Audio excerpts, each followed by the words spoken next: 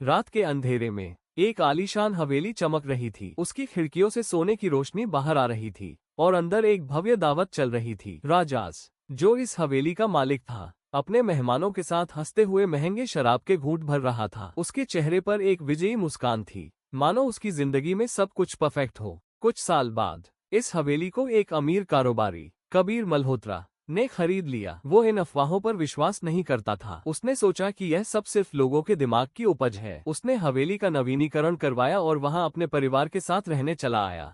रात का पहला संकेत। पहली ही रात कुछ अजीब हुआ। कबीर की पत्नी अनायसा को लगा कि कोई उसके कमरे के बाहर चल रहा है। जब उसने दरवाजा खोला तो कोई नहीं था, बस ठंडी हवा का एक झोंका उसके चेहरे से टकराया। अगले दिन उनके छोटे बेटे आरव ने अजीब सी बातें करनी शुरू कर दी। मम्मा, ये अंकल कौन है? उसने अपने कमरे के एक कोने की ओर इशारा किया। अनायसा ने चौंक कर देखा, लेकिन वहां कोई नहीं था। यहाँ कोई नहीं है बेटा, उसने कहा, लेकिन उसके चेहरे पर डर साफ झलक रहा था। हवेली का भूत। रात होते ही हवेली का माहौल और डरावना हो गया। कबीर अपने स्टडी रूम में बैठा था जब अचानक उसकी लैंप की रोशनी धीमी पड़ने लगी। फिर दरवाजा खुद ब खुद बंद हो गया। वो घबराकर खड़ा हुआ। तभी उसे अपने सामने शीशे में एक अजीब सी परछाई दिखी। ये हवेली मेरी है, एक धीमी मगर गूंजती हुई आवाज आई। कबीर ने पलटकर देखा। एक धुंधली आकृति सामने खड़ी थी। उसकी आंखों में गहरा अंधेरा था और उसके होठों पर एक अजीब मुस्कान। ये राजास की आत्मा थी। तुम कौन हो? कबीर ने हकलाते हुए पूछा। इस हवेली का असली मालिक, जिसे इसकी कीमत चुकानी पड़ी। भूतिया आवाज गूंज उठी। अब बारी तुम्हारी है। क्या होगा आगे? क्या कबीर और उसका परिवार इस भूतिया हवेली से बच पाएंगे, या राजास की आत्मा उन्हें भी अपने जाल में फंसा लेगी? अगले भाग में जानेंगे। क्या आपको ये कहानी रोमांचक लग रही है, या कोई और ट्विस्ट जोड़ना चाहिए? लेकिन ऐशो आराम की यह दुनिया केवल बाहर से खूबसूरत थी। अंदर राजास की जिंदगी खाली थी। उसकी ये दौलत उसकी मेहनत से नहीं, बल्कि धोखे और लालच से आई थी। उसने कई लोगों को ठगा था, कई मासूमों को बर्बाद किया था। उस रात जब पार्टी खत्म हुई और राजास अकेला अपने शानदार कमरे में बैठा, तो उसे अजीब सी बेचैनी महसूस हुई। हवेली की दीवारों से फुसफुसाहट सुनाई देने लगी, जैसे कोई उसे बुला रहा हो। उसने चारों तरफ देखा, लेकिन कोई नहीं था। तभी एक ठंडी हवा चली और एक परछाई सामने आई। वो उसकी पत्नी जरीन की आत्मा थी, जिसे उसने सालों पहले धोखा देकर मार दिया था। उसकी आंखों में दर्द और गुस्सा था। तुमने मेरी मौत से यह ऐशो आराम खरीदा था राजास, लेकिन अब तुम्हें इसकी असली कीमत चुकानी होगी। इतना कहकर जरीन की आत्मा धीरे धीरे उसकी ओर बढ़ी। राजास की चीख हवेली में गूंज उठी, लेकिन बाहर कोई उसे सुन नहीं सका। हवेली के अंदर की रोशनी अचानक बुझ गई और वो अंधेरे में समा गया। अगली सुबह नौकरों ने राजास को उसके कमरे में नहीं पाया। हवेली खाली थी, लेकिन उसकी दीवारों पर एक नई फुसफुसाहट गूंज रही थी, किसी की दर्द भरी आवाज जो हर रात सुनाई देती थी। राजास के गायब होने के बाद हवेली वीरान हो गई। नौकरों ने उसे हर जगह ढूंढा, लेकिन वो कहीं नहीं मिला। धीरे धीरे हवेली पर भूतिया कहानियां बनने लगी। लोगों ने कहना शुरू कर दिया कि रात के समय वहां से चीखों की आवाजें आती हैं। कभी कभी दीवारों पर परछाइयां चलती दिखती हैं। कबीर की सांसें तेज हो गई। उसने अपनी आंखों के सामने राजास की आत्मा को खड़ा देखा, एक धुंधली डरावनी परछाई जिसकी आंखों में अंधेरा था और होठों पर एक रहस्यमयी मुस्कान। ये जगह क्या है? अनायसा ने घबराए आवाज में पूछा। राजास की आत्मा अब दरवाजे के पास खड़ी थी। उसकी आंखों में एक अजीब चमक थी। यही वो जगह है जहां मेरी सच्चाई दफन है। अब तुम्हें मेरी कहानी सुननी होगी। गुप्त कक्ष का रहस्य। कबीर, अनायसा और आरव हिम्मत करके अंदर घुसे। टॉर्च की रोशनी में उन्हें दीवारों पर अजीब से निशान दिखे। जैसे ही उन्होंने आगे कदम बढ़ाया, फर्श पर कुछ कुरकुरे पत्तों की आवाज आए, लेकिन ये पत्ते नहीं थे, बल्कि पुराने जले हुए कागज थे। यह क्या है? कबीर ने एक कागज उठाया। गवाही, मेरी आखिरी उम्मीद, लेकिन मुझे धोखा दिया गया। राजास की आवाज गूंज उठी। तभी सुरंग के अंत में एक पुराना लकड़ी का संदूक दिखा। संदूक का रहस्य। कबीर ने कांपते हाथों से संदूक खोला। अंदर कुछ पुराने दस्तावेज, एक खून से सना रुमाल और एक चमड़े की डायरी रखी थी। अनायसा ने डायरी खोली और पढ़ना शुरू किया। अगर तुम ये पढ़ रहे हो तो समझो कि मैं मर चुका हूँ, लेकिन मेरी मौत एक हादसा नहीं थी। मुझे मारा गया। मेरे सबसे करीबी ने मुझे धोखा दिया। सच्चाई सामने आई। डायरी में दर्ज हर शब्द दिल दहला देने वाला था। राजास को उसकी ही पत्नी जरीन और बिजनेस पार्टनर समीर ने मिलकर जहर दिया था।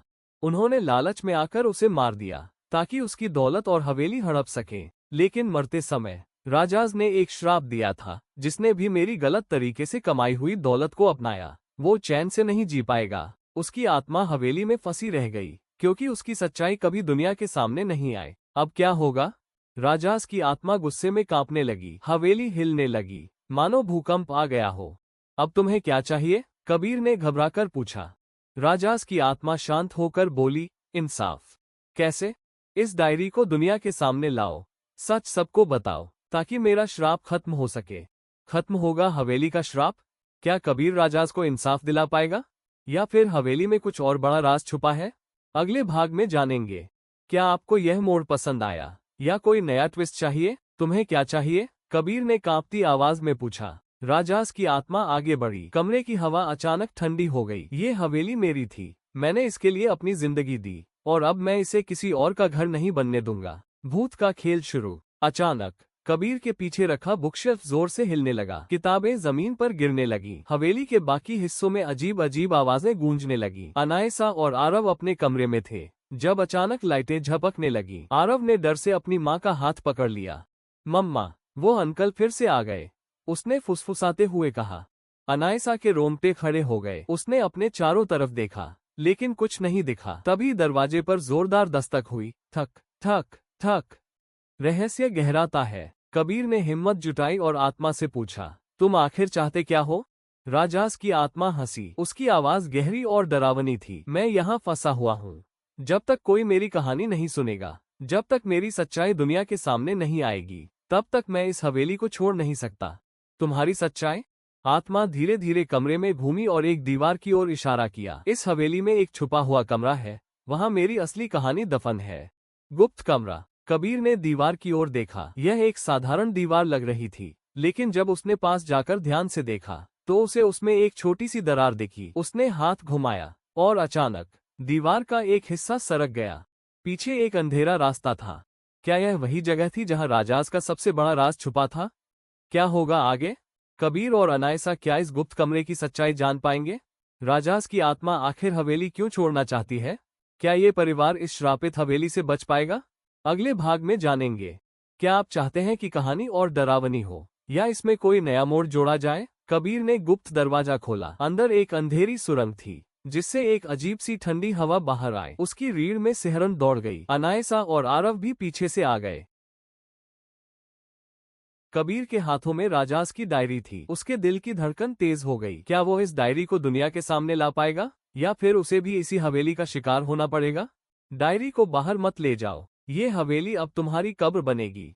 कबीर ने पूरी ताकत से दरवाजे को धक्का दिया, लेकिन वो हिला तक नहीं। भूतों का आखिरी वार। अचानक हवेली के अंदर की लाइटें बुझ गईं। चारों तरफ सिर्फ अंधेरा था। ठक ठक ठक। भारी कदमों की आवाज गूंजने लगी। कबीर ने मुड़कर देखा। राजास की आत्मा अब और भी भयानक लग रही थी। उसका चेहरा विकृत था, आंखों में जलती हुई आग थी। तुम मुझसे वादा कर चुके हो, कबीर। राजास की आत्मा गरजी। लेकिन ये हवेली तुम्हें इतनी आसानी से जाने नहीं देगी। एक आखिरी कोशिश। आरव डरकर रोने लगा। अनायसा ने उसे गले लगाया। हमें कुछ करना होगा, अनायसा ने कहा।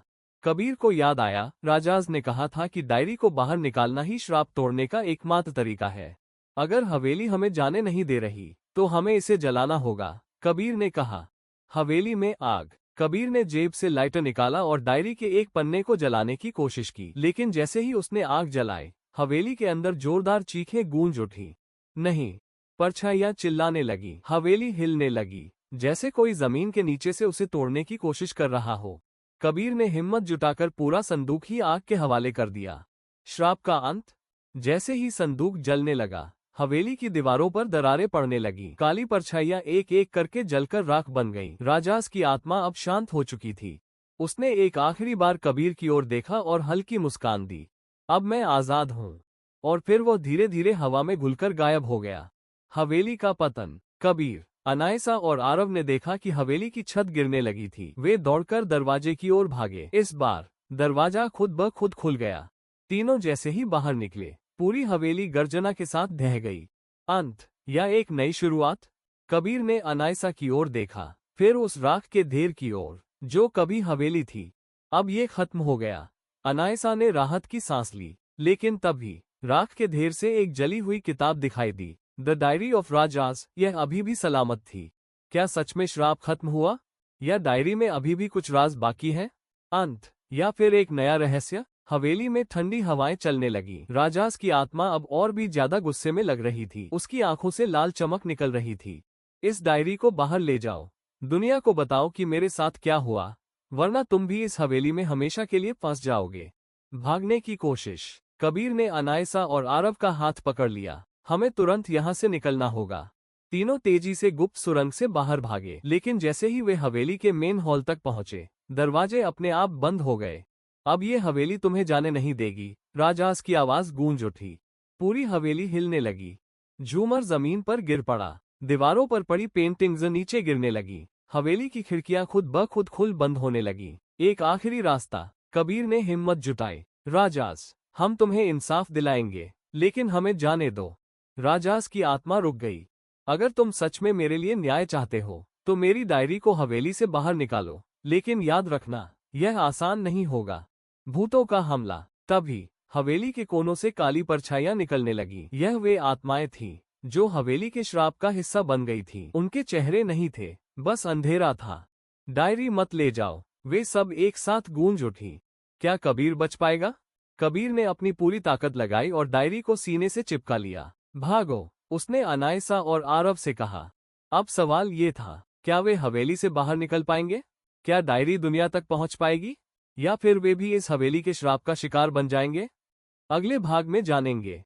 आपको कहानी कैसी लग रही है? क्या इसे और डरावना बनाना चाहिए? कबीर, अनायसा और आरव हवेली के मुख्य दरवाजे की ओर दौड़ रहे थे, लेकिन दरवाजे अपने आप बंद हो चुके थे। उनके पीछे काली परछाइयां तेजी से बढ़ रही थीं। उनकी फुसफुसाहट पूरे हॉल में गूंज रही थी।